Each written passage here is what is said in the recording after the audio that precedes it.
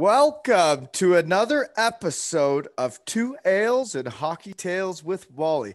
And today, I am so excited to have on a 37-year-old from Spokane, Washington, a fourth-round draft pick of the Atlanta Thrashers, a former Western Michigan Bronco captain.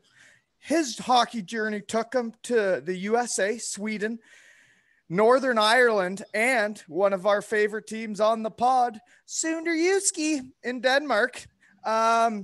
He was a CCHA Rookie of the Year, and he also played 416 NHL games for the Carolina Hurricanes, and lastly, represented Team Canada in the World Championships. How are you today, Pat Dwyer? Doing good, Brent. How are you? Buddy, it's been, we just discussed, it's been, what did we say, 16 years? Yeah, 15 or 16 years, I think, since the early days of the professional career. Yeah, and that actually, just as a tale I got right now off the hop then, I guess, is we talked about how we knew each other. We played 3 years together at Western Michigan. You were the captain my junior year.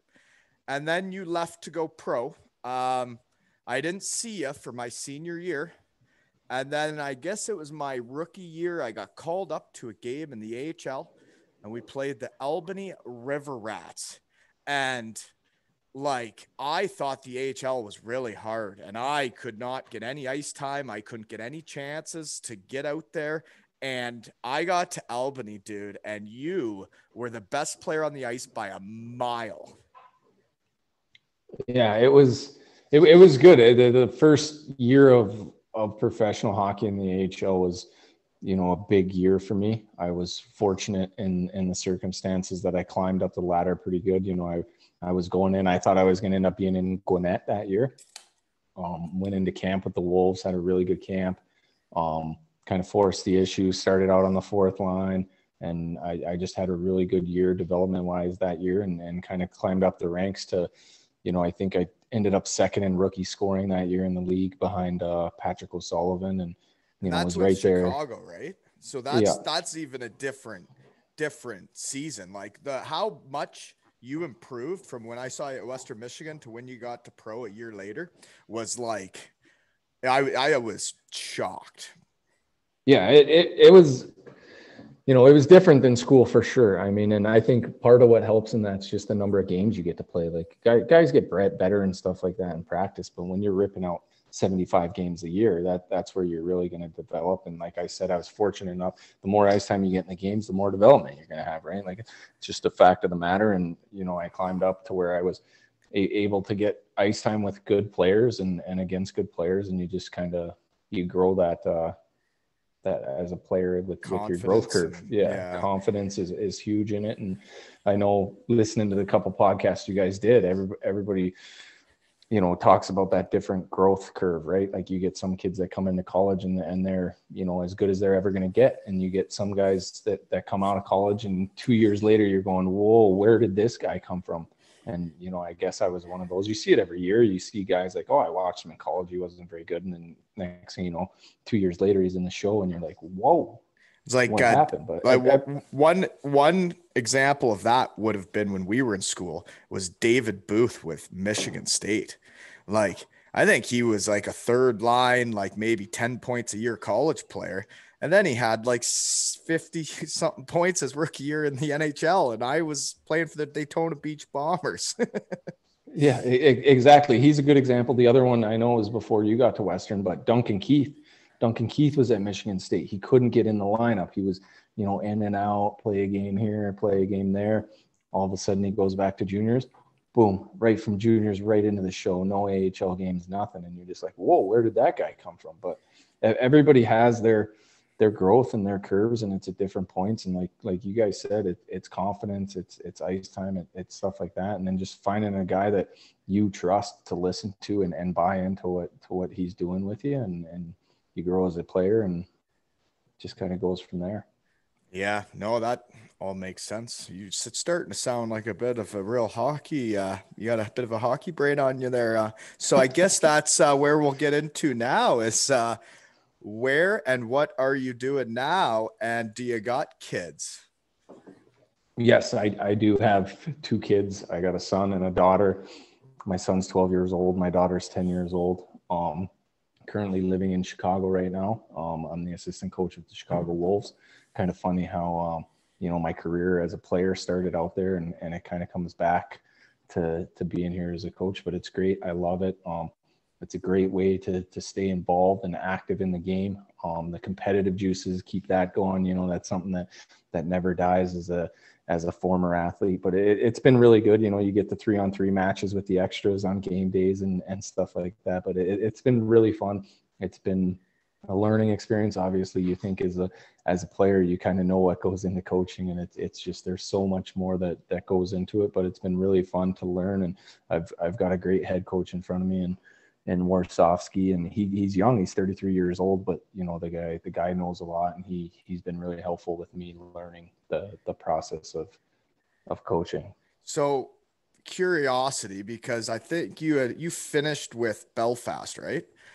Yep. And then like I was curious because you really ripped it up that year. Like, how did you decide that was it and that how did you get the job? Like, how did you get into coaching? Because there's not many guys that want to get into coaching that get straight to the AHL. And I saw you got a job straight to the AHL. I was like, wow, like that's impressive.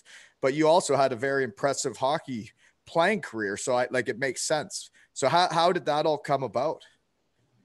Well, it came about when I went to Belfast. I did that as a player coach. A lot of guys go over there and do that. And, unfortunately during that season, there were a couple times I got banged up. I took a knee on knee and missed, a couple weeks with that and stuff. So it allowed me to kind of focus on the coaching side where I was on the bench, and I got to run some meetings and stuff like that. So I knew I wanted to be a coach when I was done. And I knew, with going over to Belfast and stuff like that, that was, me and my wife had talked about it. We always wanted that was going to be our last hurrah, right? Like we were going to go have some fun in a great city and a good league, and just kind of end it on a high note. And we were fortunate. We did that year. We won the league. We won the Challenge Cup and stuff. We lost in the finals of the playoffs, but it was a great year to end it on, great time to end it. So we did it, and just kind of came back stateside and just talked to my agent and just kind of started throwing my name around to teams. You never know what's going to happen. And, I didn't even receive a phone call or an interview from anyone, and it was just like, okay, I think we're going to end up having to hunker down through the year, maybe wait and see if a coaching job opens up, maybe in juniors or something like that. And I had actually debated trying to talk to Western and going back and being the volunteer coach, finishing my degree, was an option we kind of explored, but threw my name in. Charlotte had their coach leave later in the process of it. Obviously with the connections of Carolina's farm team, talked to my agent, threw my name in the hat. Nothing, didn't really hear anything. And then, just out of the blue, the head coach that they hired, Warsofsky, called me and, hey, I want to give you an interview. I was like, all right, sounds good. Talked to him a couple times. He's like, all right, here's the deal. Like, I'm young. I don't really necessarily want a 60-year-old coach with me. Not that we wouldn't get along, but I kind of want someone that's more my age and stuff like that, and decided to go with me. And extremely fortunate, like you said, guys just don't get those jobs. These are hard sought after jobs. Guys will coach in major juniors in college trying to get these jobs for years, and so I was very fortunate with it.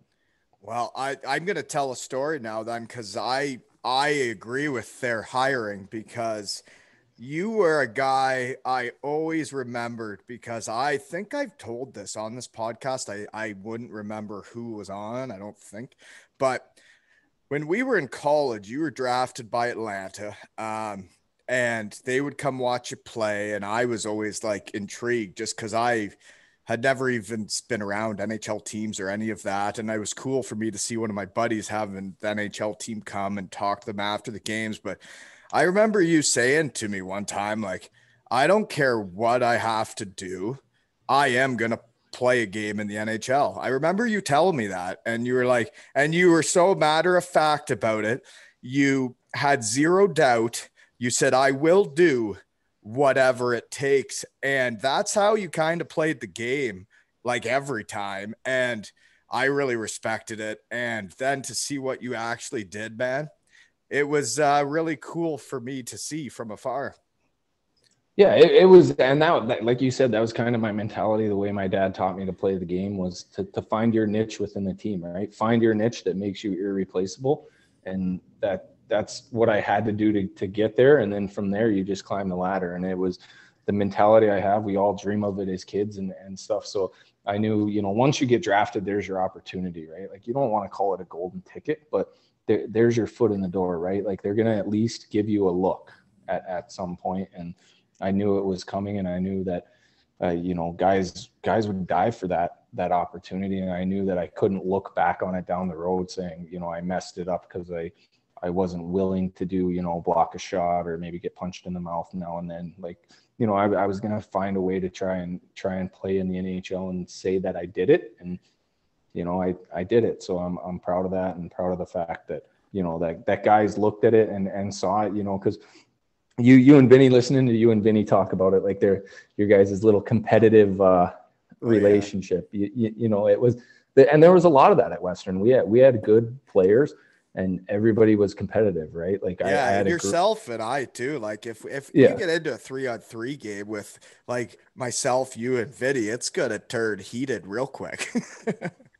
Real quick. And that's great in a way, but it was, we had that within our team. We had a lot of good players. I had a great freshman year come in, and Soupy and Bishai were my line mates. We had great chemistry. We played well together. We knew where each other were. Bish left, and me and Soupy kind of had a hard time finding that center that meshed with us.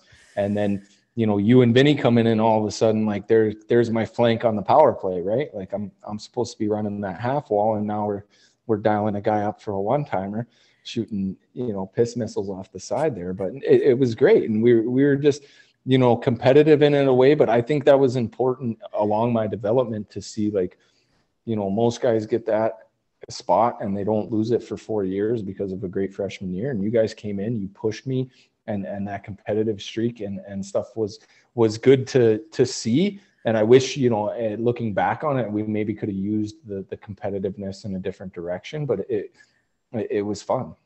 Yeah, no, and like there were great players. Like when you think of my freshman year, I'm pretty sure they had us set up as like the start of my freshman season was going to be myself, you, and Soupy Jeff Campbell, who, if people don't know who that is, he had an unbelievable career in Switzerland for about 15 years. So, like the three of us on a line, you'd think would like really rock and roll, but it's just, I don't know, it was a strange how we had so many good players and never really got it done when it was, you know what I mean? Yeah, I know what you mean. And looking back on that line, I can see why it struggled now, is we didn't have a natural centerman on that line. It was the three wings, and Soupy was a lefty, but he liked to play the right side too. So now you got who three played guys center? Me and Soupy bounced around between it, trying to see if one of us could grab it, and it just wasn't natural to us. All three of us were used to being on the right side, and we just, I think, lacked that natural centerman. But like you said, you look at it, like it should have been a dynamite line. Maybe the fact that we're all under 5'10" didn't help either. But Yeah, well, maybe not. But you played like you were 6'7", so that whatever. Okay, now I got to get into my normal routine here because we've just been bouncing around. So I want to know how you go what your minor hockey's like, because we have not had anyone from Spokane. If that's where you actually grew up. I think it was something else, something Falls, but anywho, I want to know how you go through minor hockey to the Great Falls Americans, wherever that is, and how you go from 14 to 90 points in one season. Yeah, so the Spokane, I was born in Spokane. My dad was in the Air Force, so 10 days after I was born, he got stationed to Montana. So we actually moved to Great Falls, Montana. Grew up there, played all my youth hockey there. We were fortunate in a way, like there wasn't a ton of hockey there. I think there was maybe 3 cities that had hockey, but we were only 2.5-3 hours from Lethbridge in southern Alberta there. So we spent a majority of our playing career going up to Alberta. We played out of a southern Alberta league there. Every weekend, parents would jam us in the car. We'd get out of school Friday at noon, get in the car up. We'd play a couple games Friday night, couple games Saturday, game on Sunday morning, just bouncing around Southern Alberta and then back home, and we'd do it again the next week. So we were fortunate. We had a great group of parents that got along. Well, from a kid standpoint, right? They looked like they got along to us when we were doing it, but they were really good. They carried us all over. Parents would take kids and help out, and just going up through that. So we, that's kind of going back to my style of playing stuff. You look at those Southern Alberta farm teams, those Saskatchewan farm boys playing up. We started checking in Adams. I don't even think they call it Adams anymore, but that's what it was back then. We'd be 9-10 years old checking each other, and it was a physical brand of hockey, and it was hard, and it kind of laid the foundation of my hockey style. But then you get into the juniors. My dad retires my freshman year of high school, right before my freshman year of high school. So there's no real tie to Great Falls anymore. My parents are like, all right, where are we going? My dad calls a cousin. They got a place up in northern Wisconsin. We go out, we visit for a couple weeks, and my parents are like, hey, great spot. Maybe we should move here. So moved there for 2 years, play my freshman, sophomore year of high school out in northern Wisconsin there. Kind of outgrow, the league maybe a little bit, maybe not, maybe, just my dad was anxious to get me to the next level or what, but went back, made the junior team in Great Falls, was 16 years old when I got there. First exhibition game of the year, broke my ankle on an icing. So it was touch icing back then. Oh. So we were racing for the puck. Me and the guy fell into the end wall, broke my ankle. And so I didn't really play a lot of games to begin with. And then, when that happens, you miss the beginning of the season like that, you kind of get passed over, right? So guys come in and establish roles. And it took me, I think I maybe played 25 games that year. It wasn't until later in the year. And actually my first game, I was sitting in the stands as a scratch. Guy got hurt in warm-ups. Coach comes running up the bleachers. Hey, you're in. So I jumped in and played the first game there and had a decent year that year. We had a really good team. But then the next year is when it really took off for me. Yeah. So then the next year you get 90 points. So is that when you're recruited to Western Michigan, and why Western Michigan? And did you get drafted your freshman year then of Western? Yeah. So I actually, after that first season in Great Falls, I got drafted into the WHL. So I went up to training camp with the Lethbridge Hurricanes, and we had to pay our own way. So my dad came up with me. We lived in the hotel it was like 3 weeks. Had to pay all our meals, had to pay everything. I made the team. They were like, okay, you're going to make the team, go back. They'd sent me up with a billet and everything. I'm like, all right, well, I'm not decided on it yet. College hockey is kind of an option. So I got to go home and get my stuff anyways. I'll let you know in 2 days. Went back home, drive home, talked to my dad, sat down, debated on it, was like, all right, college hockey it is. Called them. So the season in Great Falls had already started. I think they had played like 2 or 3 games. Went back, joined them, had a great year. You talk about confidence, like coming out of that, making a WHL team, my confidence was extremely high in that season. Came in, we had a really good team, really good line mates. I ended up with 90 points that year. My centerman had 101, I think. And so we just had a really good year. And it was early in the year. It was November, I think it was. There's a showcase. The league did a showcase in Bozeman where all the teams go there and you play games and, a bunch of college scouts. And well, I shouldn't say a bunch because it wasn't a huge league at the time. But, there was probably 10, 15 college scouts at games. And Chris Brooks was there, saw me after the game. And funny story. So my roommate actually at Western, Trevor Cook, yeah. Brooksy was there to watch Cookie. And we were playing Cookie's team. And then, he came up to me after the game and, me and Cookie are great friends, still are, but Cookie will still bring it up that I stole a scholarship from him that weekend right there. But no, it was, and then I went on our team was going up to Alaska. There was an Alaska team in the league that year. And it was like, you know what, you want to talk about a great time to take a visit is so I don't have to fly up to Alaska. So I went to Western, and it was early in the season. I did have some other schools calling me and wanting to set up visits and stuff like that. But I went to Western, had a great time. B-Shy and Gove took me out on my recruiting trip and everything. Had a great time. And then the last day of the visit there, Jimmy Colhane gets you in the office and, starts putting the pressure on a little bit. And I had a great time. It was awesome. I was like, how do I not go to this place? So I ended up committing right there in Colhane's office. Before I even left my visit, never visited another school or anything. But no, it worked out great for me. It was, I had Denver recruiting me at the time. They were pretty mad when I committed. Would have won 2 national championships had I gone to Denver. But, you look back on it, would I have played as much as I did? Would I have got drafted? Would I had the opportunity to do the things that I did at Western at Denver? Probably not. They were a deeper team for sure, but it worked out good for me. Yeah, I always wondered that, like when I was putting up good numbers in college, like we'd play Michigan and I'd see their top players. And then I would try and figure out, like, would I even fit on that team? Like I see at Western Michigan, they're giving me all of like, you're right. We got opportunity. Everything was great, but I never could figure out like how good I was. I couldn't, you know what I mean? Yeah. Well, and I mean, I think that, it came back in the end when I was a senior.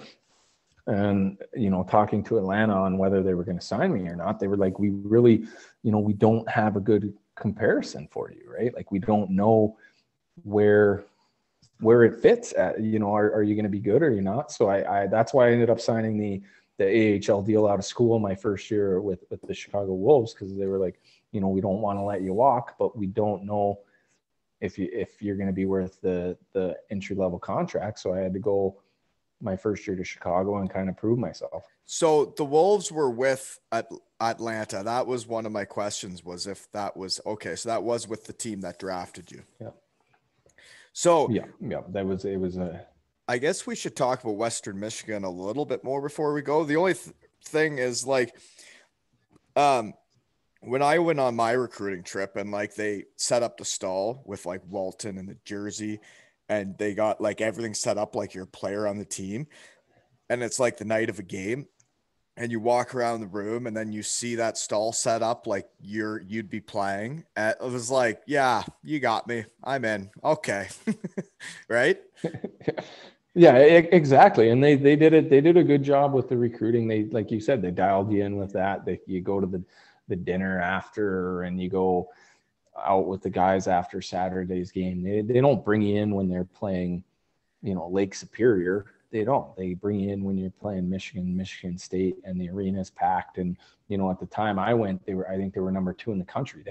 They lost like 2 games to this point. Like they were on fire. The rink was packed. It was going bananas. We might have been at the same game, dude. I literally committed a year and a half before I went, and they were ranked top 5 in the country, and they were playing Michigan, like Mike Camilleri and everybody was out there. And then I saw them in the World Juniors. I'm like, what is this school? And they're ranked top 5 in the country. And yeah, it wasn't like that, but when we were there though. Sorry. Go ahead. No, and I mean, it's funny because that year I committed, and then Christmas break rolled around, and I actually like signed the papers on Thanksgiving Day that year. But Christmas break comes around, they come back from Christmas break.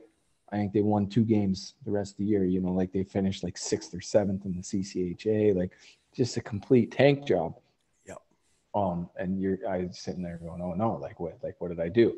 But no, it worked out great for me. I loved it. The experience at Western was great. I met so many good people. Cookie, lifelong friends, still talk to him on the regularly, weekly. Some of the other guys I kind of lost touch with. Our class, unfortunately, wasn't as tight as your guys' class was. We were a little bit different in the fact that everybody got along, but it wasn't like, lifelong friendships were coming out of it. But still talk to, we had the hockey house, and we had Dumais and those guys that were living there with us, that I still talk to those guys. So it was great. Western was great for me. Yeah, no, and the other difference too, I think a big part of like my class and the like how tight we were was we were all from the like within an hour and a half of each other in Ontario, which is very bizarre.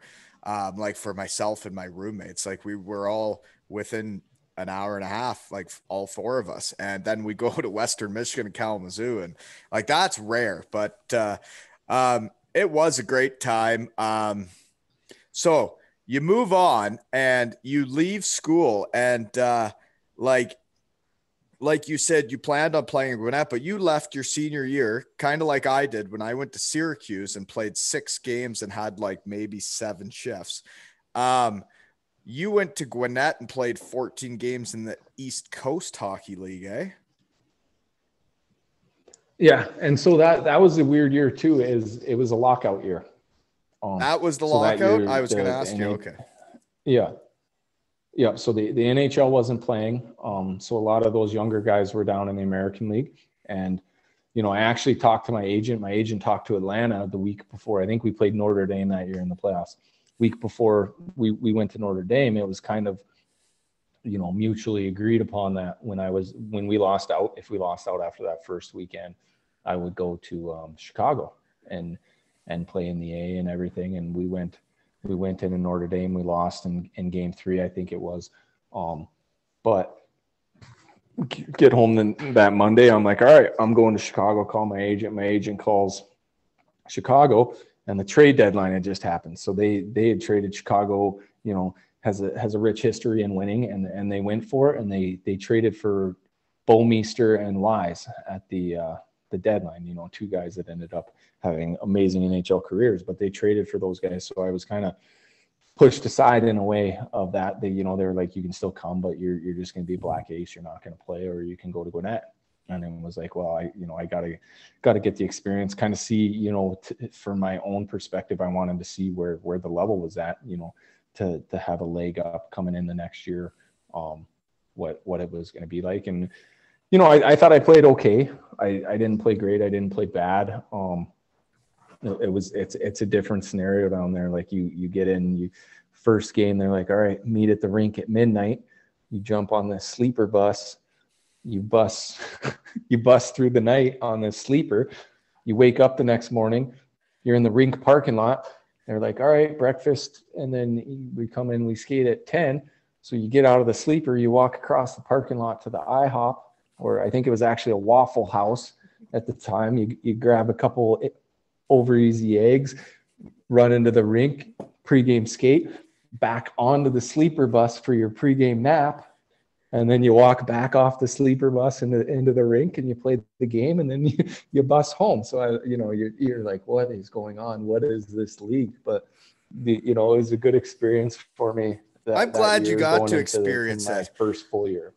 You know what? When you were enjoying your filet mignon on the steak in the show, you probably appreciated it a lot more when you understood what it was like in Daytona Beach, Ohio. Because a lot of those guys in the NHL maybe don't quite appreciate their filet mignon like you did, eh? Yeah, exactly. And those guys, you tell them the stories, and they're like, no way, no way. Yeah, and I'm sure it still happens to this day where teams are on the sleeper, sleeping in rink parking lots. But the other thing that it helped me with was, you see the guys that just enjoy the game, love the game, love to play the game. And we had a 40-year-old captain that year who was a first round draft pick that is now finishing up the career in his coast. 40 years old, fighting, fourth line guy, playing 8 minutes a night, but you just see the passion and the love for the game. Yeah, there are a lot of those guys that just love it. Okay, so you all right. Well, so then you go to Chicago, and are you just on an AHL deal then? And like, because that's basically how I left college, was on just a strictly AHL deal.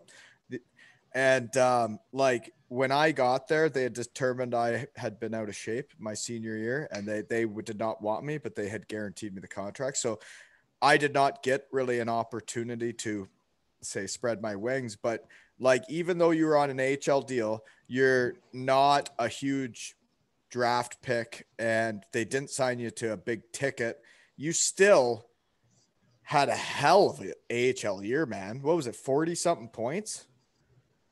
Yeah, it was a really good year, and like I said, I was actually on an AHL East Coast two-way deal, and that's why I thought maybe I would begin the year in Gwinnett, but came in, had a really good camp, made the team, fourth line guy, and then I guess fortunate for me, tough for Atlanta. They went through some bad bounces there where there were injuries, and Jim Slater was in Chicago with us, and he was supposed to be there for the better part of the beginning of the year, developing and getting better. They get banged up. Now you got Slater, who's only got, I think it was 4 or 5 games into his pro career, who's got to go up and play and stuff like that. So we were fortunate. I mean, I was fortunate, I guess, in the fact that these guys got hurt, and it pushed me up the lineup, and then that's your chance to take it. And I ran with it, had a really good year.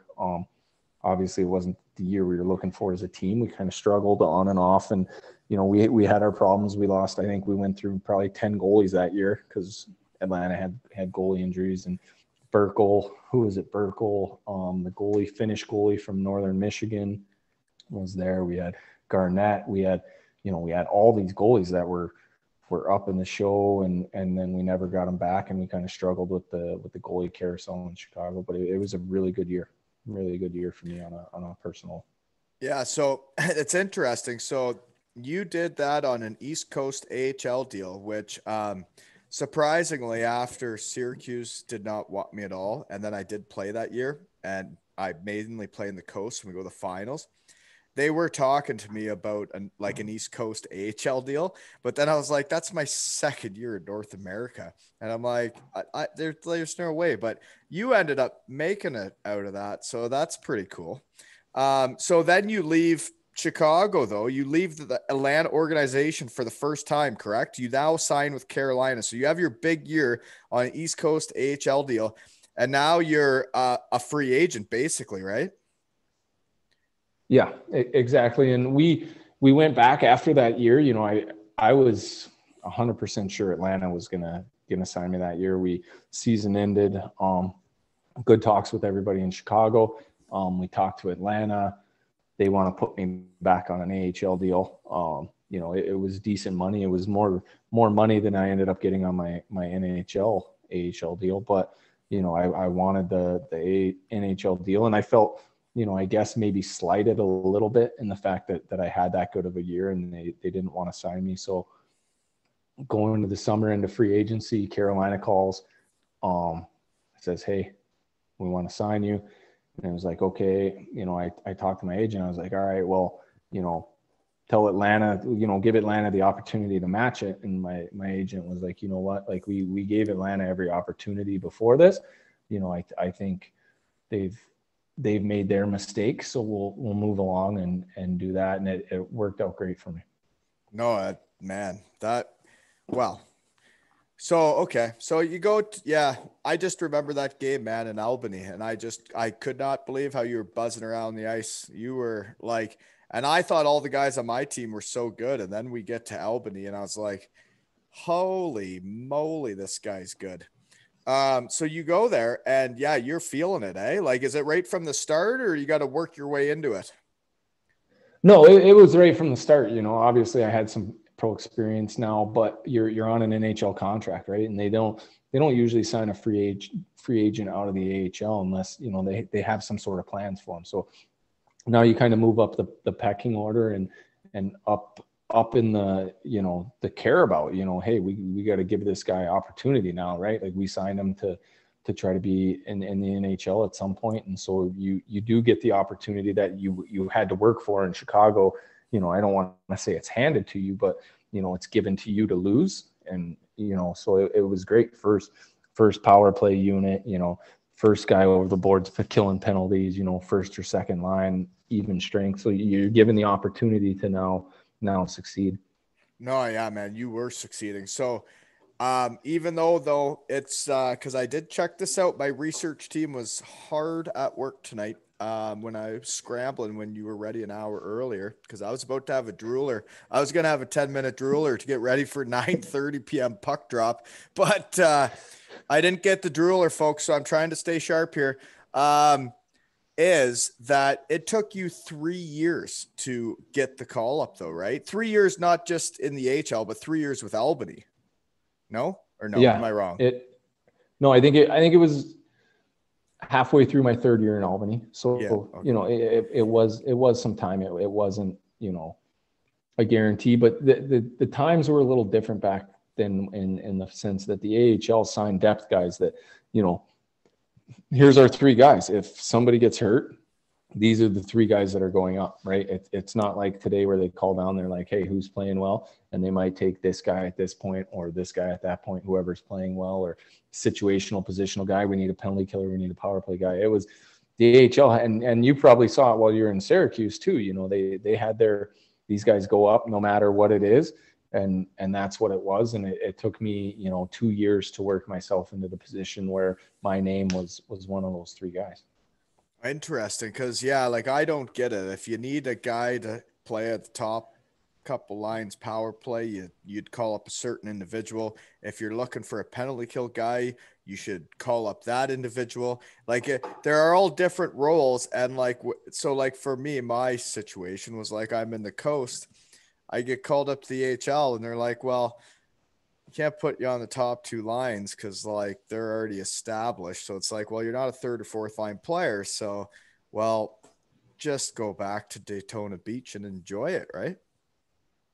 Yeah, and then that's the thing, right? That's the opportunity you talk about, you know, especially at the AHL level, though they fill those two lines with contract guys. So it's tough for somebody from the coast to come in and push a contract guy out of a top two spot. It's a really hard thing to do. And you know, it's tough. You look at it, there's guys in the coast that I'm sure can come up and contribute pretty reasonably at the AHL level. It's just, you know, they're stuck behind that contracted guy. And, you know, now can you change your game to be a third or fourth line guy is kind of where you have to, you know, lean to stay there. And it becomes I tried to do that. I did. I tried to do that. I did. I actually ran around hitting guys, and I even grabbed a guy and fought because I was like, well, if I'm a fourth liner with the fighters, let's rock and roll, baby. Look at these Mets. Okay. We got to keep going, though, because you did way too much cool shit after this. I'm cutting you off. That's it. We're moving on because North American Minor Pro sucks balls, everybody.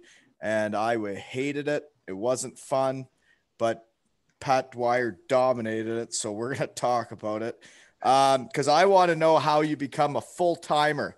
Like, so you got the call up, which is one of my questions. Is the very first time you got called up, I want that story of like how you were told and like how you go from there to becoming a full-timer. I'm going to let you talk for a bit. Okay, so now this is when it gets wild. So first time I get called up, we played that night. I'm sitting at home. My wife now is cooking me pregame meal. My parents are in town, visiting, sitting down. I'm just sitting down with my chicken parm and pasta. And I get a phone call from the coach in Albany, and he says, hey, and I'm kind of mad at this point because a guy got called up that morning, and I thought it should have been me. Wasn't. He gets called up that morning. Coach calls me. He goes, hey, another guy's questionable. You're going up. I'm like, all right, perfect. Jump on. My flight's in like an hour and 15 minutes. I got to pack, run to the rink, grab my gear, and get on a plane in an hour and 15 minutes. So run, get there, fly in. It's the day before the game. Go out, have a good dinner. One of my roommates in college, Eric Dumais, drove down, or he flew in to watch the game. My parents drove from Albany to Raleigh to try and catch the game. Game day comes, go out, take warm-ups, and so it was Patrick Eves at the time. He had just got traded to Carolina from Ottawa. Shoulders a little banged up. So I go out, I take warm-ups. I'm all jacked up. I'm coming off the ice after warm-ups. I'm like, here we go. He's good to go. Yeah. Assistant coach is waiting there. He's like, hey, grab a quick bike ride. You're not going tonight. Eves is going. So, it was a tough one to swallow. My parents were devastated. They didn't even stay for the game. They were like, all right, we're just going to start the drive home. They were devastated. But got sent down after the game. And of course, after the game, they got the big golf outing coming up the next day. So they got like the big draft for all the sponsors are in there drafting their players, who's going to golf on their team and everything. I have to sit around up in the room and wait for that to end. And, halfway through, coach grabs me and is like, "Hey, you can leave if you want. You're going to go back to Albany tomorrow." So it was it was quite the first call up. Didn't even play the game. Got paid for the day though, so I wasn't terribly mad about that. But that's the first call up story. Oh, that's everybody's got a story about their first call up, I guess. I guess this is a story I'll tell now. Is the most angry I got was in the coast. The AHL team called me up to Syracuse, and my head coach Don McAdam of the Daytona Beach Bombers says you can have them. Like, I play Friday in Trenton, New Jersey. Then Syracuse says they want me for Saturday night in Syracuse. So then I go to pregame skate. They say, get on a plane and go to Syracuse. So I go play a game in Syracuse, and I think I'm called up to the AHL again. But what they say to me, what the guy says to me is, they want you called up, but I told them I need you back for Sunday afternoon because we don't have enough players for the Daytona Beach Bombers. So I'm like, are you kidding me? Like, I finally get called up to the AHL, and now you're telling me you need me back Sunday afternoon, which guess what? Means I'm back in the East Coast. So I go from Friday, I play a game, bus to Trenton, New Jersey. Then I'm going to have a pregame skate to play them that night. Instead, I fly to Syracuse, play a game against Syracuse. I am so pissed off that I'm going back to the coast, and Syracuse has the day off on Sunday. Like, they're going out. The whole team's going out. And I'm like, you know what? If I'm going to play at 2:00 on Sunday afternoon in effing Daytona Beach, Ohio, I'm going out with the Syracuse Crunch first. And Jojo, sorry, buddy. I know I was your roommate that night. I didn't mean to. But anyways, I rode the mechanical bull and everything, and pulled my hamstring and still got second start Sunday afternoon in the coast. So there's that fact for you. Guilty games are always good games. Always played good guilty. I got through it, but I was so pissed off. And that was a lot of traveling for 3 games and 3 nights between the East Coast and the AHL. So thanks, Syracuse, Columbus, Daytona Beach. Great organization. Anyways, moving on. Okay, I'm getting wound up. Okay, so you became a full-timer. You're in the NHL now. Guess we're getting off track. I wanted to know, so you got that first call up. So when do you actually play a game then? So it was, I don't even think it was that year. It might have been the next year. I think get called up. I play, I think it was 8 games straight. Really well established myself. First game, I was all over the ice. I was everywhere, hammering guys. I should have, if I had any scoring touch, I should have had probably 3 goals that game. But Cujo stood on his head. Who was he with? But no, they were really good. He was with Toronto. So played Toronto the first night. He was really good. I think we won. He was good against me anyways. But played the first game, played the next 8, was doing really well. And it was kind of one of those, Laviolette was there at the time, liked me, saw the fit for me. After those 8 games, I walk in the rink the next day after the 8th game. I'm coming in, I'm new to it, like call up, right? So one of the first guys to the rink, I'm walking in, I'm all happy. One of the trainers grabbed me, one of the equipment guys grabbed me right away, and he goes, hey, not a great day today, so just go get your gitch on and just kind of stay quiet, kind of stay out of the way. I'm like, all right. So I put my gitch on, I walk in the locker room, and there's a message on the board, team meeting, 10:00. Go into the lounge. Some of the older guys start coming in, and it trickles in that Laviolette had gotten fired. that day. And Maurice came in. Maurice, great guy, great coach, loved him. But I played 2 games after that, kind of for him to get a look at me, and then I was sent back to Albany. He, the explanation was they needed to get an evaluation of their team where they were at with the guys that they had and stuff like that. So I was back in Albany for the rest of that year. Okay, so it did take some time to just keep grinding away, eh? Like, I'm good. You good?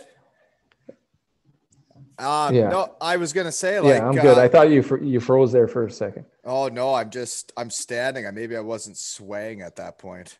So it took you a while to actually grind away and then become a full timer with Maurice, then, eh?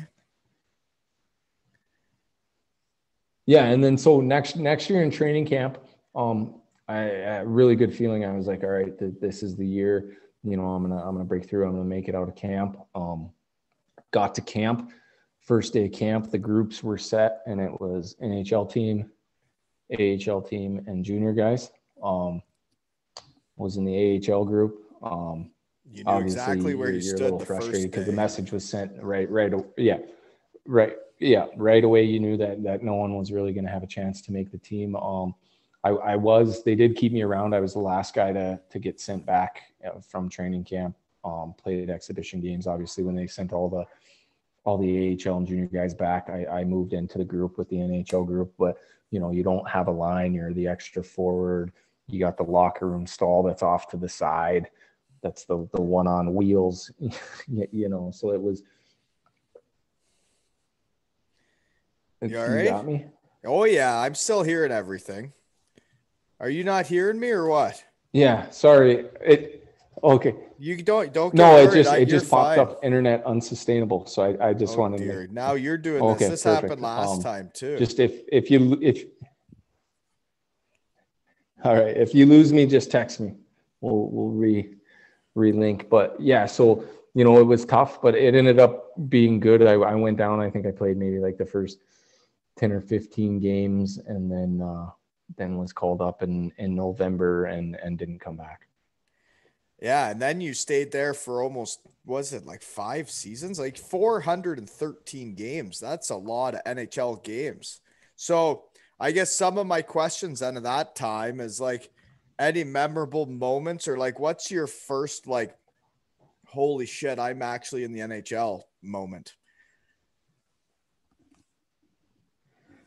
Well, I mean, your first game obviously sticks out to you. Your first goal, those are kind of gimmies, right? But the first time that it was like, not I'm just in the NHL, but like I'm in the NHL and I'm going to be here for a while was, it was Crosby's first year. They had the power play of Crosby, Malkin, Letang, like, and I kind of made my niche at the NHL level, killing penalties. So I'm just going out over the boards and just shutting that power play unit down, right? Like just shutting them down and looking over and Crosby and Malkin, and then we're on their way back to the bench and they were arguing, and the door gets slammed and you're like, all right, like this is it. This is, I've found it. I've become comfortable here. And if I can do this on a nightly basis, I'll be here for a while. And that was kind of the moment when you look over and players like that are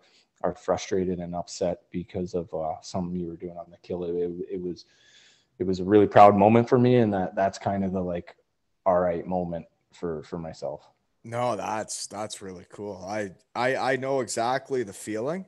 Because if I was ever on the power play, I would never want to show I was frustrated or have any of my teammates show they were frustrated, because then the other guys know they got you. And because when guys start getting frustrated and pissed off, that game you start getting like that game never turns around, right? Yeah, it doesn't. And the thing people don't think about is that trickles into 5-on-5 play. That it's like you said, that game never turns around. It gets murky for that player. But that's, as a penalty killer myself, that was something I took huge pride in, right? Because you you don't always get to score the goals and shorthanded goals. I was fortunate. I had quite a few of those in my career too, but it was those moments when you can look across the bench and you see, top end players from the other team mad and frustrated. And I talk about it now. I coach the PK, and it's the same thing. Get on them. Like that's your pride moment. That's your, here we go. And it trickles into the 5-on-5 game. Cause if they're that mad, they're not just going to go to the bench and take a couple deep breaths and be like, all right, 5-on-5, we'll get back to it. It trickles into their whole game, and it trickles down the team, right? When leaders and guys that kind of run the team are mad and frustrated, it trickles down. So it's a great moment. You were obviously a power play guy on the other side of it, so you might have been saying some choice words in your head and maybe kicking the bottom of the boards instead of slamming the gate or smashing your stick. But it's a cat and mouse game. The power play penalty kill skills guys versus will guys is kind of the way we call it. It absolutely is a huge part of the game. And you're right. I was like the power play guy. If I'm not on your power play, what am I doing on your team, basically? And like, that's really what it was. And I took great pride in my power plays. And like, when I usually would be running the half wall, and like when my power play would struggle for a night, it was basically a reflection on how I played that game. And as soon as you have the first power play, you want it to go well. You want it all to feel groovy, and you pass it around and get some chances. But like, if they really shut you down and guys start getting frustrated because like you didn't have a chance, I like that. Guys get so angry. Like, I've seen it. Guys, like, you start slamming doors and smashing sticks. Do you really think that when you get the puck in the slot, you're going to like feel it? You're going to put her home? Yeah. And then that's exactly the point of it. And that's a good point. You talk about maybe the mental side from the other guy, but yeah, if you're slamming sticks and you're mad, you're probably going to shoot that one from the slot over the bar, and then you're going to go back and break another stick. Oh, it's like golf, right? Yeah. It's like golf but when you're a scorer, I guess, but then you guys are just the ones pissing us off. But you know what? One of my questions that we never got into when we talked about your coaching was what exactly you were coaching in the AHL. Was like, are you the video guy, or are you running the forwards, which for me, I'm not going to say anything yet, but I would just say that it makes more sense for defensemen to run defensemen and forwards to run forwards. But go ahead. Yeah, no. So it's funny you say that. I run the defenseman and the penalty kill. So, but it makes sense that way. But the way you look at it is, to be a head coach, you have to know how you want everything ran, whether it's the forwards or the D. So, it's kind of good. Eventually, I do want to become a head coach. I mean, obviously those years are down the line a little bit. I still got a lot to learn to get to that point, but you got to know how to run the D. Obviously being a forward, like I help out with that. If they ask a question here or there, I'll give my opinion on that stuff. And same thing, being a forward running the D. If I have a question on the defense, I'll ask the head coach and stuff. But to get where, I ultimately want to go, I have to learn how to run it all. And so this is a good way to, kind of learn how to run the D, how to communicate what you want, what you're looking for on your D, whether it be, breaking out pucks, D zone, offensive zone, what you want guys doing. So it's good. And, people would think I wouldn't know what I was talking about, but being that I was a defensive forward, a little bit helps with it too. I had to learn my angles, my box outs and stuff like that from being a PKer, and later in my career being a centerman. You have to know how to do all that stuff too. Yeah, no, I totally can get how you can do it and be able to learn that, because like I did some PK. Like, I was not just a power play guy, and you do learn what every defenseman's doing and where they need to be, because if they're not there, it really pisses you off when you're forward, right? Like, everybody needs to know where they're supposed to be, and you're a team out there, and if you're not, then the power play's screwed or the penalties kill screwed. You got to all be working together and know exactly what's up. And I guess you're doing that. You're organizing that. So now I would like to know, can I ask another question now? Can we move on from that? Yep. Okay. Best players that you played with, played with. Played with. Well, I had Stallsy on my team, Eric Stahl, amazing player, and his early, he's he's my age. He's the guy still playing in the NHL, so he's still a good hockey player. Obviously, when you get older, you kind of decline, but I think he's still a great player. He was great. A couple unsung guys that older generation might remember, some younger guys might not, but Ray Whitney, unbelievable player. They call him the Wizard for a reason. That guy was slippery and he was slick, really good. Corey Stillman, another guy that maybe didn't get as much credit as he probably should have. He was an extremely good playmaker, really, really good on the power play. And Eric Cole was one of those guys. I could have watched Eric Cole skate for days. That guy was just effortless and fast for a guy of his size, 6'2", 6'3", going up and down that flank. It was fun to watch. And Whitney and Cole actually it was a forward breakout, we called it, because what would happen is Whitney would get the puck on the half wall on the breakout, standing still, and he would just take a clapper to the far corner, and Eric Cole would just get on his horse and he'd just get a breakaway out of it pretty much every time. But those guys were fun to watch, and they were really good hockey players. Oh, that's cool. You know what? That you played that many games is just awesome. There's nothing else to say about it. So here's my next question then, is you played 412 games for Carolina. So where were your kids born? That's just a random question. Where are they born?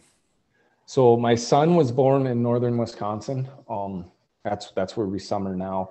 My wife was pregnant into training camp.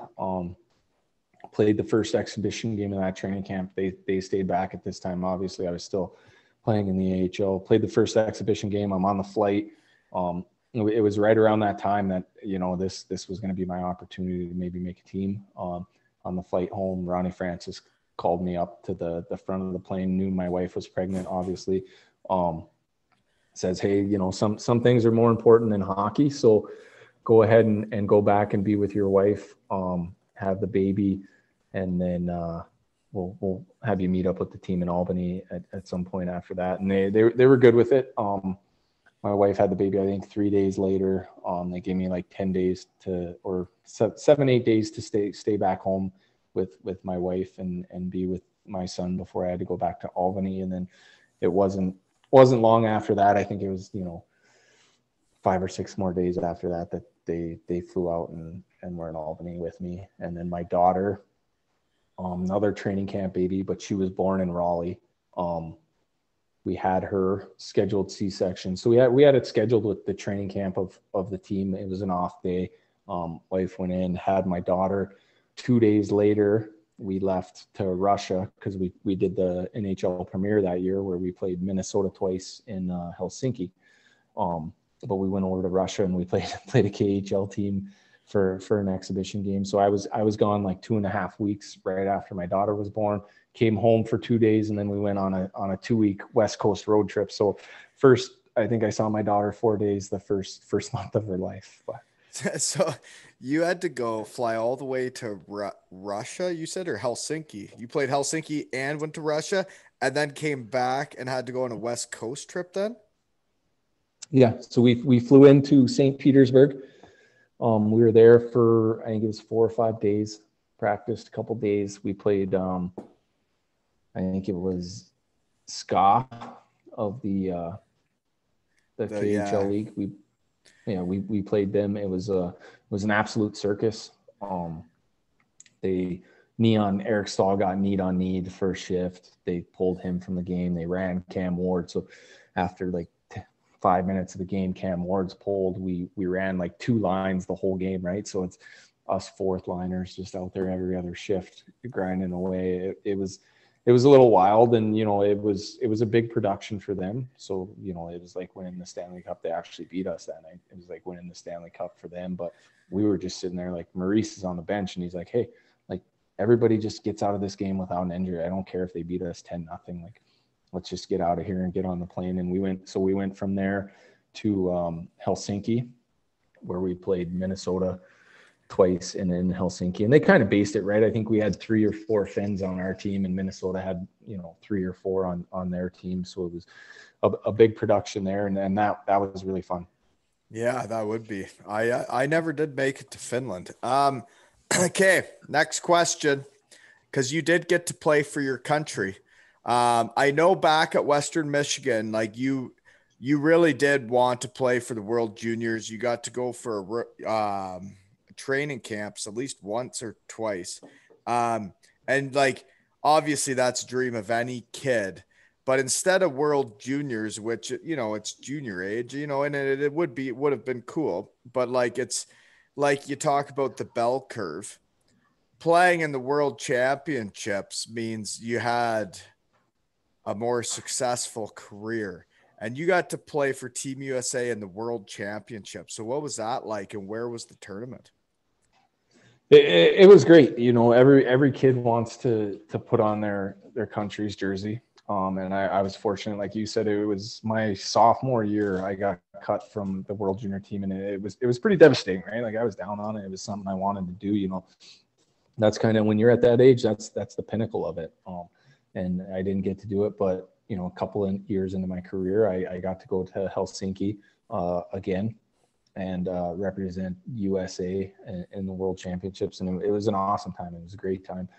Great group of guys. We kind of had an unfortunate bounce where we should have done better than we did. We were up on Finland. I think it was 2-1 with like 3 or 4 minutes left in the game. They go in, they shoot a puck, goes off the back wall. Jimmy Howard loses sight of it, bounces out in front. No one knows where it is except for the one Finnish guy tucks it. And they ended up beating us in overtime, and we were out of the tournament. But it was a great opportunity. I loved it. Later in my career, the next 2 years after I represented, I was asked again. Unfortunately, the one year I had a broken foot and couldn't go. And then, the year after that, it was a pretty tough year in Carolina. A lot of frustration, and I just wanted a break from the game at that point. So I didn't go that year either, but it was something I'm really happy that I did. And looking back on it now, I wish I could have done it the 1 year with the foot, and then regrettably the year that I did turn it down, I wish I would have done it. Yeah, no, I understand that. Playing for your country is, but I also get the frustration of a season, and especially when you're losing and things can get really down, and the last thing you want to do is just play hockey when you get, like, you're like me, you, Vinny, myself, we're all the same. We were so into it. We're so into everything about it that, like, if you're losing, you're not in a good mood. Like, it's hard to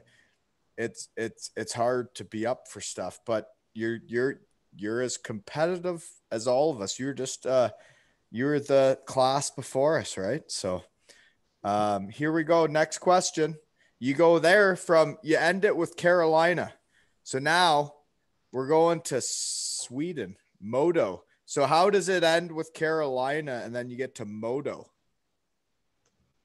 Well, so what happened in Carolina was my last year there, I had groin or abdominal issues, right? So I had to have abdominal surgery. So the last hernia? 2 months of the year, hernia surgery. Yeah. So sports hernia, and then my one groin had to be fixed too. So it was the last 2 months of the year where they were long and hard, and I battled through it. It wasn't comfortable. It was one of those, like, you would have to go warm up for 15, 20 minutes before you really felt good skating and stuff like that. So it was a long year. I battled through it because it was a contract year for me. Trade deadline came around, and I was scratched on deadline day. Told I wasn't allowed. We're in Chicago. They scratched me the night before, or 2 nights before, in Long Island. Ask them, no, nothing. So then get to Chicago, deadline day, I get scratched. Walk in the room, the assistant coach grabs me and goes, "There's a good chance you're going to be walking across the hall, so you're not allowed in any meetings or anything like that this morning." So I kind of knew from there that something was a brew. Went back to the hotel, talked to my agents. I know some teams inquired on me, and it just nothing ever happened. Chicago won the cup that year too, just for the record. But so season ended. They offered me a 1-year contract extension at that point. Frustration of a long year again and missing the playoffs again was tough. And I felt at that point in my career, I had given a lot to the organization. Everything I had. And at that point I wanted it wasn't about money. It was more about term and some comfortability with my family. I wanted, at least a 2-year deal out of it. I wasn't asking for 8 years or anything like that. I just felt like a couple more years of security would have been nice. We couldn't come to terms.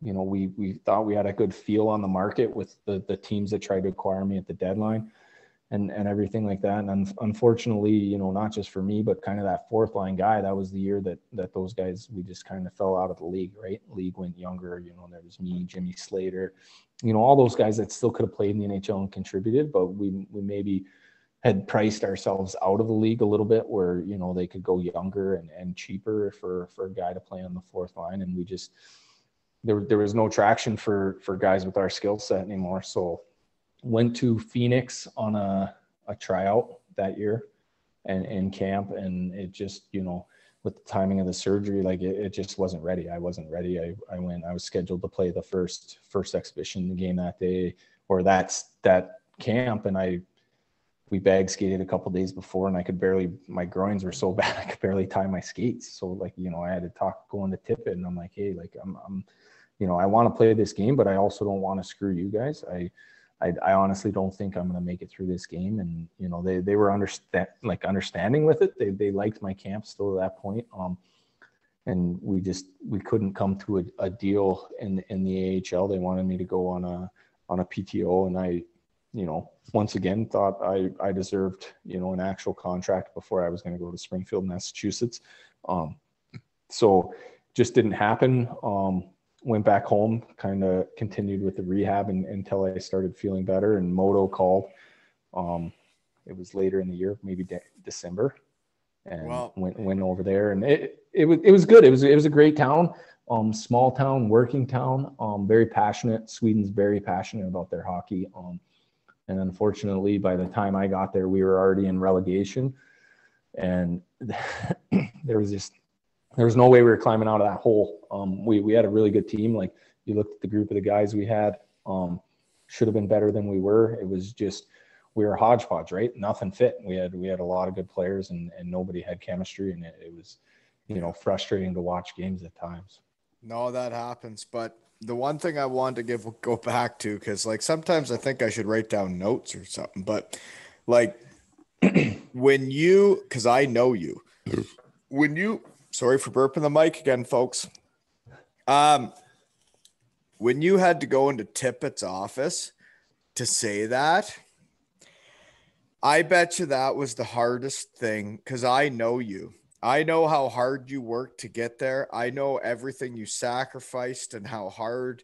I could tell the way you that it stuck with me my whole life, that you just were determined you were going to make it, and you did.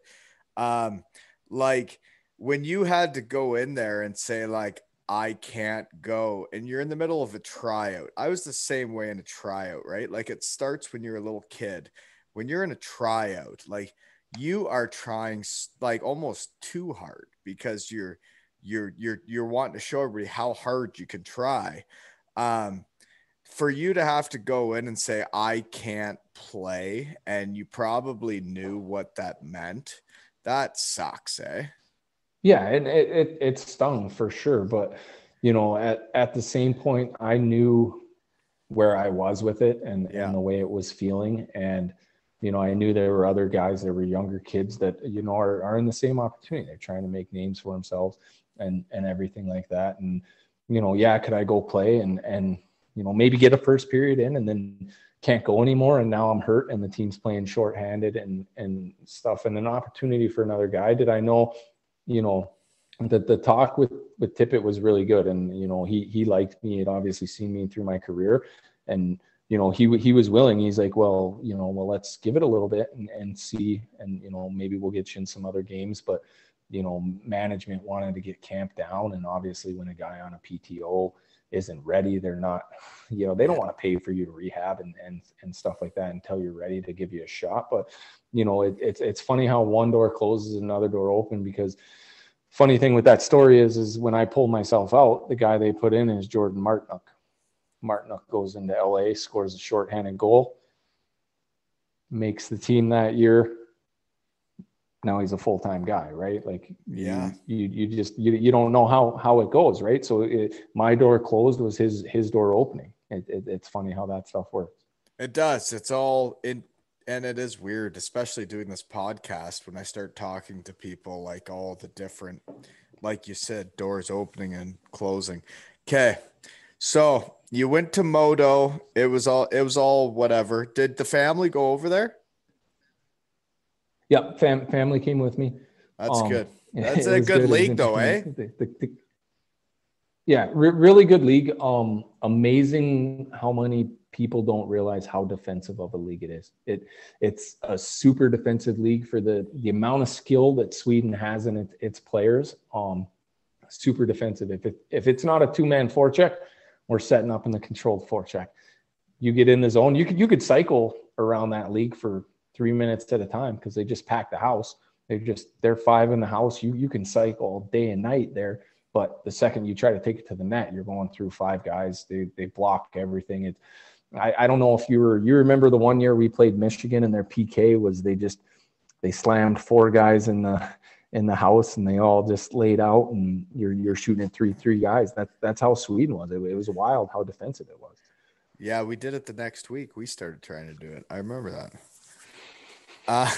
Anyways, okay, sorry, got sidetracked. Okay, so then after Modo and that defensive league, you went to back to the AHL before you get to Sunderjyski, which I think we've talked about the AHL enough. So you went there to mentor the young kids and start becoming a coach like you are now, right? Yeah, that was the essence of it. I actually went to Columbus on another PTO that year. Had a really good camp. I thought I probably could have made the team. Didn't. Went to Cleveland. Same thing. Couldn't come to terms on a deal. Carolina called. It was like, all right, come mentor the kids. Went there for a year and mentored the young fellas. Okay, so then this has got to be the most curious question I got for the day. Because now, after all that, after everything we've discussed, folks, he is now down to Wally's leagues. He is now down to Sunderjyski in Denmark, and beautiful Vojens, Denmark. So what did you get up to there in your spare time? Did you have a great time? Yeah, I loved it. It was great. We were fortunate. They got us a little house out in the outskirts. We had a beautiful little house there. House? You got a house? What a joke. These NHL players, they get all the bells and whistles, eh? These NHL players. What a joke.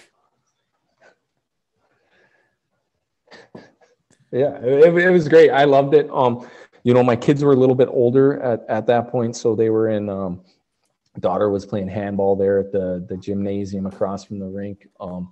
My son was playing for back then it had to be like the U10s, U11s maybe back then at the rink. So as far as free time went, we did a lot of sports activities for kids. And like one thing people don't realize there is you practice at night, right? So it's not like your free times in the evenings. You practice at 5 o'clock at night because half the team had regular jobs.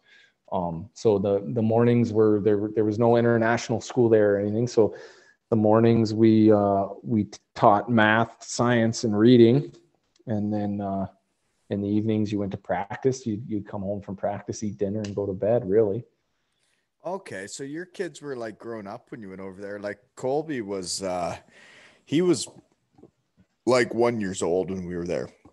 Zoe wasn't born, and it was like, yeah, no, okay. So you were in a house on the outskirts, eh? I wasn't on the outskirts, but it is a beautiful town, great people. Um, and I actually won a championship there. We actually won gold helmets. So yeah, like I really enjoyed it. I just found it interesting because we both were in college together. And then you went your path, and then I went my path, and that you we both ended up in Sunderjyski. I just found it interesting, is all. And how did you make that decision to? Who's the GM there? Is it Kim? Is Kim the GM there? Yeah. So Kim was the GM. Dan Seaman was the coach. And it was one of those things. We waited, right? We had some offers to other leagues in the Dell and Switzerland in the summertime. Kind of gave it one more kick at the can. Had a decent finish to my year before in the A. Started out extremely slow, but was a point of game guy for the last half of the season. Thought maybe there'd be a chance to stay in North America. Didn't happen. And once you miss that first wave of European hockey, you got to wait to the second one, right? Like there's kind of three waves in Europe. There's a summer wave. There's that, about 2 months in when maybe some of the signings didn't pan out or guys get injured or something like that. There's kind of the second wave. And then there's the transfer wave, right? The last moves before the transfer closed, but waited till the second wave. Actually thought we were going to Ingolstadt in the Dell. Maybe got a little greedy, tried to get a little bit more money out of them, and they went a different route. And Kim called with an offer. We researched it. It sounded fun. It was, the tail end of my career where maybe it wasn't so much about what level of competition or what league you're in anymore, and more about life experiences and an opportunity to see different parts of the world. And it sounded great. Kim was a great guy. And it just was an easy fit. Kim is one of the best guys I've met in hockey. I've been trying to figure out his email or where to find him, but like he's a guy that needs to come on here. Like he was my captain when I was there, and now he's the GM. So yeah, he was a great dude. Dan Seaman's been on the podcast. So Kim, I don't know what your problem is. Pat and Dan have been on here. So Kim, you're being called out. So anyways, yeah, Voyance was good. So you guys didn't win it though. And have you ever heard of the playoff format they have there? Did you know what it was? Did you hear about it? No, I didn't. And we went so wild things. Dan Seaman we ended up getting Dan fired that year. Like we struggled. They ended up firing Dan maybe with a month or two left in the season. And back to Kim, I believe I just saw Kim just retired. He's moving on into the business world, I guess. So he's done being the GM. He retired. He's moving on. But no, we got Dan fired based on poor performance from the players. But we went into the playoffs, and little did I know it was like a best of three, right? In the first round. Were you guys in like a pre-playoff or something? Were you guys like eighth place or something? So my story, yeah, we were down there. Okay, so I don't know. So the way it worked when I was there, we were good, and he was the coach, and Kim was the captain. But so my story is that in the Danish league, is the top 8 teams are done, and they make the playoffs. The first seed out of the 4th to 8th seed get to pick whoever they want to play. They actually get to pick. They could pick the 5th seed to play the first seed. And that's actually what we did the year we won. Because 2 of their top scorers bet against themselves to lose, actually, and got fired and couldn't play hockey anymore because they bet against their own team, like Pete Rose or something. And we played against the 5th place team when we finished first. That's the Danish. Yeah, and then and that was still there when we were there. But I think it was the top 6 made it, and then 8 through 12 or whatever played for those final 2 spots, and then they picked from there. But yeah, we were, to be honest with you, I think the same thing kind of happened that year, because the number 1 team, they didn't want to play us, so it was something wild. We ended up playing like somebody else. We were the last place team, and we ended up playing like the 4 seed. Still lost, but yeah. Well, like, do you imagine? It's wild. I've never and they're imagine in the NHL, the first overall seed. Yeah, pick who you want. But no, it's wild. There's a lot that goes into it. Like they do a lot of research on it. Like you said, you picked them because of the players, but no, they would. I remember our coach was breaking down teams on who he would have picked, and him and Kim they were diving into it pretty hard, where, I would maybe just look at the records, who'd we beat during the season. That's who we're playing. But they do a lot of research in that. Okay. I guess we're getting down to the end, though, because now we're through Sundaruski. And so Kim's done. That's he was a hockey guy. He's a hockey guy, but you know what? He's just a good dude, hard worker, and he's going to be good at whatever he does if he's getting out of it. But anyways, next question is, then you go to Belfast. So you're not doing your MBA there, because I hear they fire guys after 1 season and they don't get to complete the 2nd season there. That's what's happened on the pod lately. That you didn't do your school there, did you? No, it was supposed to happen. So first, kind of going back on it, is me and my wife, we were still playing in Raleigh at the time, and we decided that, hey, when we're done or we're winding down, I think we should go for a year to play in Belfast. I think it'd be fun. So it was something that we knew we wanted to do for quite some time. The NBA was always kind of like a little bonus, right? Because you're not going to make a ton of money in that league. It's just not the way it's set up. And to really make it worth most guys going over there, is you got to get the schooling. But I called Western. I hadn't finished my bachelor yet at Western. So my thought on it was I'm not so worried about my MBA. I'd rather finish my bachelor. So I called Western, called Colhane. He got in touch with the people, got re-enrolled in Western, got everything set up, and it was supposed to work with me finishing my bachelor in Belfast, but it would transfer back, so I'd actually graduate from Western. Because I wanted the Western degree. Went there for 4 years. I don't want University of Belfast. I want Western Michigan degree.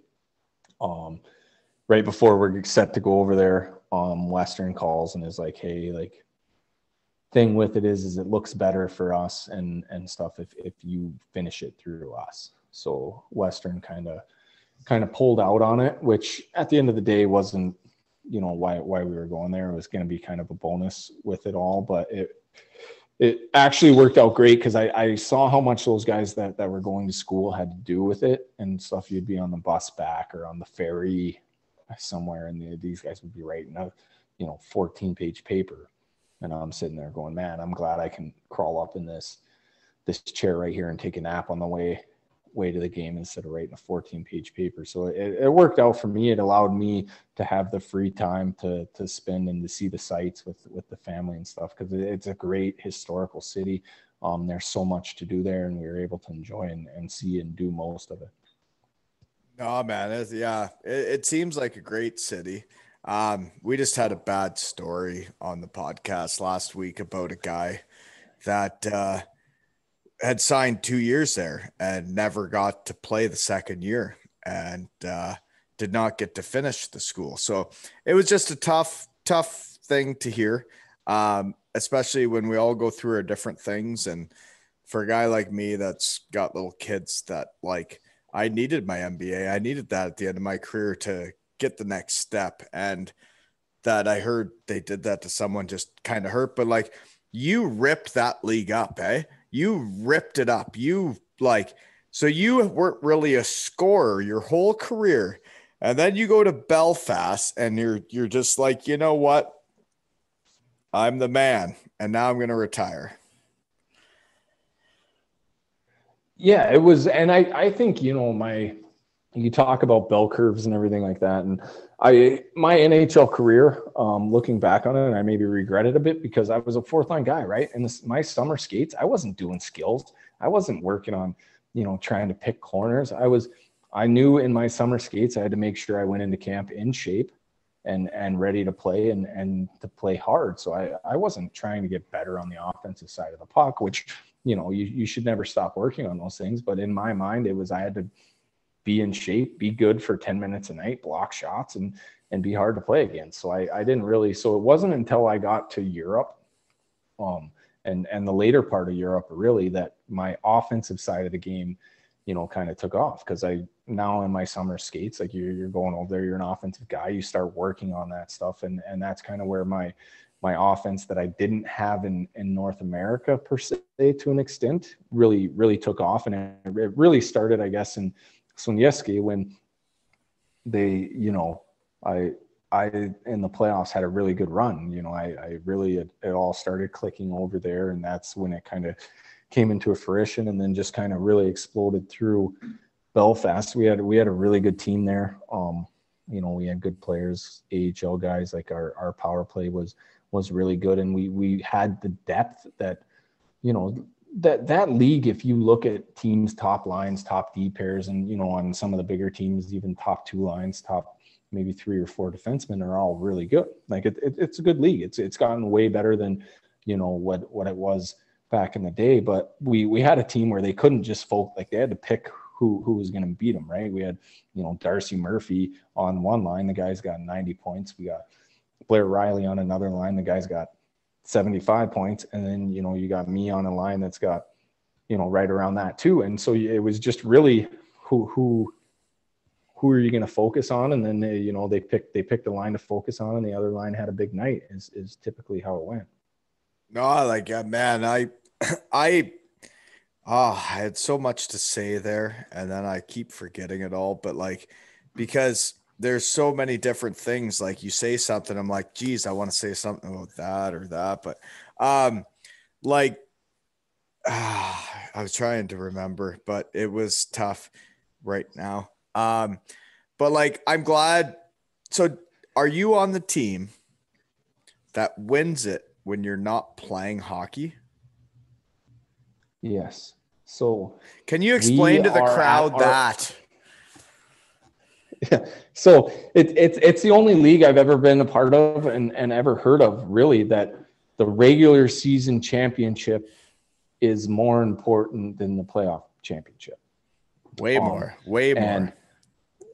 Way more important. And to be honest with you, really, I think the playoff championship's probably the third most important trophy of the year. You got the regular season championship, you got the Challenge Cup championship, and then the playoffs fall in there after. So it's really weird. And we were actually at our awards banquet.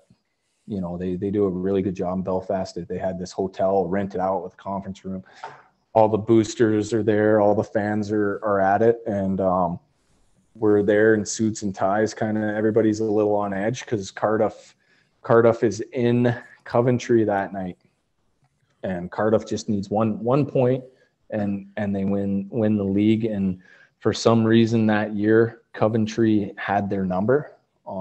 And Coventry beat them, and we're sitting there ready to walk in to get handed out awards, and the place just goes bonkers. It's, there's champagne flying around, we're jumping around the hotel lobby celebrating and having just a grand time in what started out as kind of a little somber night because we were a little on edge about it, but it was wild. It is the first time I've ever won a major trophy for the league while sitting in a hotel getting ready to have a Booster Club award show. It really upsets me because the Cardiff Devils are my favorite hockey team. for what they've done for me in my life, and the owners and the GM, and they just got it.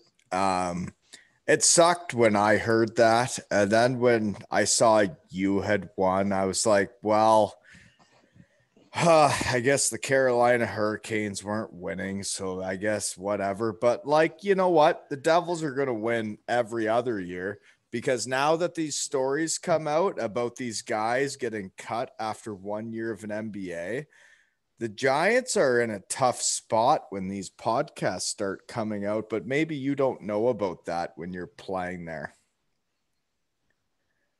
Yeah, I mean, I don't know. We had our share guys in and out that year, but like, you know, how Cardiff is for you is kind of how Belfast is for me. I loved it. I had nothing, and you know, it's funny. I listened to you and Vinny and Stretch talk about, you know, your experiences at Western, and everybody's experience somewhere is you know, different and unique. But I loved Belfast from what I saw. You know, the GM there was a first class guy. The coach was a really good guy, but you know, like anything that league has gotten better, and you know, with that, and people don't realize the extent that those, you know, I think they call them the arena teams, those four teams go to try and win that trophy every year. It's not, you know, I almost compare it to, you know, the passion of European soccer. Like those Cardiff fans, the Belfast fans, the Nottingham fans, the Sheffield fans, it's wild the extent they go to win those trophies. And you know, unfortunately, I didn't hear the story about the guy that misses out on the NBA and stuff like that, and can't really comment on it. I don't know what happened, but Belfast was great to me. I loved it. I thought it was a great experience, and then on a personal note, I would recommend it to anyone. No, and that's, you know what? The truth is the truth. And that's all this is all about. And I mean, I loved my time in the UK. Like you say, when you hear like you said, your Belfast is my Cardiff. Like I get that. I totally get that. Um like they just treated me well. They did everything right, and you have a decent year. And like when you have really good friends on a team, and it just makes things way better, right? Yeah. And that's what it was. We had a great team. Our team got along. You know, I look at all the teams I played on, you know, in pro hockey. Obviously college is different. You spend more time around each other, but it was the closest team I've ever played on in pro hockey, in the sense that, you know, from all 26 guys, or, you know, however many guys we had in the locker room, we're all good guys. And you spend so much time together on, you know, the buses, the flights, the hotels, the ferries. Like it wasn't like a lot of other European places where you're back in your bed every night. There were actually hotel nights there and stuff like that. So we were a really close group. You know, they were really good about understanding that guys weren't there to make the NHL and stuff. So they made the experience fun. We had the 48-hour rule. Like if you want to go out, as long as it's not 48 hours before a game, go ahead. You know, you want to go out on a Monday night, as long as you can come to practice on Tuesday and at least contribute and not be an absolute write-off at practice, go ahead, go out, enjoy the night with your teammates and have fun. And it made it fun to, you know, the extent that it just wasn't hockey all day long. You know what I mean? You actually got to have an enjoyable life outside of hockey and enjoy the experiences. I totally agree. And that was kind of my mindset when I got over there was like it's pretty obvious I'm not making it. Never thought I was going to. So like now that I'm over here, like I may as well have fun. Like we may as well have fun. Like hockey was originally supposed to be a fun game where two teams play each other and everybody has fun. Like when I went over there, I had fun, and I did. I had fun everywhere I played. And when you would have been playing in Carolina, man, like I got stressed out over games in the second league in Germany. Like I would get so stressed out over a bad game. I couldn't imagine if it was on like hockey night in Canada against the Maple Leafs. Yeah, but that's the competitive side of you, right? Like it doesn't matter where you are. I'm a firm believer that there's a mindset to being a good athlete and to getting somewhere. It doesn't matter if you're in the second league in Germany, where you are. When you play a game, it sucks to lose. It does. Like there's no other way around it. Like you don't want to lose. It sucks to lose. It sucks to have a bad game. Nobody want, and it's the competitive edge in us, and that's what gets you to Division I college hockey. That's what gets you to a 10-year pro career. No matter what league it is, you hate to lose, and I've seen so many guys go through the game with just we lost tonight. Sun will come up tomorrow, and they play 5-6 years and they're done. It's just it's the competitiveness in people, and for me, it's anything. If I'm playing Go Fish with my kids at the table for a quick game before bed and I lose, I'm mad. It's who I am. And you're the same way. I'm sure, we have a joke around the house. There's no free lunches. I'm not going to let my kids beat me at anything because then it becomes expected. I think losing's a life skill. You have to learn how to lose. And then thirdly is when they actually beat you at something, it's going to be one of the prouder moments in their life. Wow. Geez. Wow. You're making me feel like a really terrible dad right now because in mini hockey, I'm pretty sure Colby's won every time so far. And the reason why is because like he might be worse than me. He's like more competitive than me. And like at his age, if he loses, well, I'm just like, I don't have the next hour to deal with this. Like, let's just go 18-18 and see if you score the next penalty shot. Okay. There, big guy. Well, and I mean, everybody has their right. I'm not going to say I've never let them beat me in anything, but I try to push them. It's everybody parents different, right? And every kid has a different personality. You have to parent your kid's personality. It's like coaching. You have to coach personalities nowadays. The days of the garbage can kicker coming in saying, this and that to the whole group, it doesn't work. You shut off half the room. You might motivate some of the room, but you're going to shut off the other half. And parenting's no different. It's you got to parent the kid, but that's just kind of the mindset. And you see it, like I've seen so many good players that there's absolutely zero reason they shouldn't have played in the NHL other than you just look at it and I don't even know if you're allowed to swear on the podcast, but for me it's the fuck you attitude. Like it's just it's an attitude that makes good athletes good, and good business people good. You have to have a passion of what you're doing. I was taught as a kid, whether I'm fishing off the riverbank or whatever I'm doing, if I'm skipping rocks in the river, whatever it is you're doing, you want to try to be the best at it. And that's I'll sit and pretend I'm the best basketball player on earth when I can't hit a free throw, but I'm gonna act like it, and I'm gonna be mad when I miss it. You know what? We're all the same. And it's not to get weird, but like that's like me playing pickleball in the neighborhood here in Heritage Heights. I just crush these old folks, just dominate them. Yeah, I mean, if you're going to show up in a sweatband and short shorts, you might as well win, right? You know what? I hobble around with one leg and I can still beat them, and they get upset about it, but you know what? It's a mindset, right? Like, man, how competitive you get, like yourself, Vinny, me, like the competitiveness, like that is deep down inside of us. Like we just hated to lose with anything. Yeah. And it's like that for anything we do in life, right? It is. And here's a funny story for you going back to the college days is how competitive I am. We're playing, I think it was a Tuesday in practice. We're playing, it was either 3-on-3 or 4-on-4. We're playing the game, and I walked a couple guys, and my roommate at the time, Trevor Cook, was on the ice. I walked him and I scored, and I go by him. I'm like, woo, and he grabs me. And we get in a fist fight in practice, me and Cookie, and Cookie's a tough kid. He's a really tough kid. He put a licking on me, and get done with practice. Funny things, my girlfriend flies in that day, and I have to go. Cookie comes with me to the airport to pick up my now wife. I got a lump on my head. I got a black eye because I fought Cookie in practice of a 4-on-4 on a Tuesday that meant nothing. My wife walks out and she's like, "What the hell's happening?" And Cook looks at my wife and goes, "Sorry, it got heated." No, that was like, yeah. I remember fighting. I was a freshman and a guy slew foots me in the middle of one-on-one drill because I got him. I got him beat. So he slew foots me. And I'm like, are you kidding me? So I get up and then I fight a senior as a freshman. And I'm like, this is hockey practice, but that's what we were doing. I think it's changed now, eh?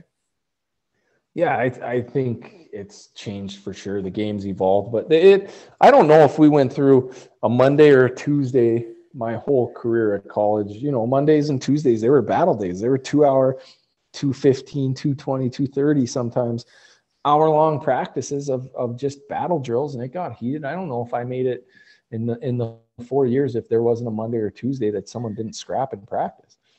No, you're right. There was some scrapping. You're right. Yeah, no, you're right. Well, I would say that, you know what? We got to have a cheers. I'm almost done my beer, but we got to have a cheers if you have one. I think you just got the pod over 1,000 games played in the NHL. So cheers, buddy. Cheers. We were struggling there. So we got there. 1,000 games played in the NHL for the podcast. That's a big deal. And you did that. You did that playing with me at Western Michigan. So thank you. Yeah, thanks for having me. That's quite the milestone, Wally. Congratulations. Yeah, well, if all your buddies play 1,000 games in the NHL, it's just like you did, right? Yeah, exactly. Perfect. Okay. And that has been another episode of Two Ales and Hockey Tales.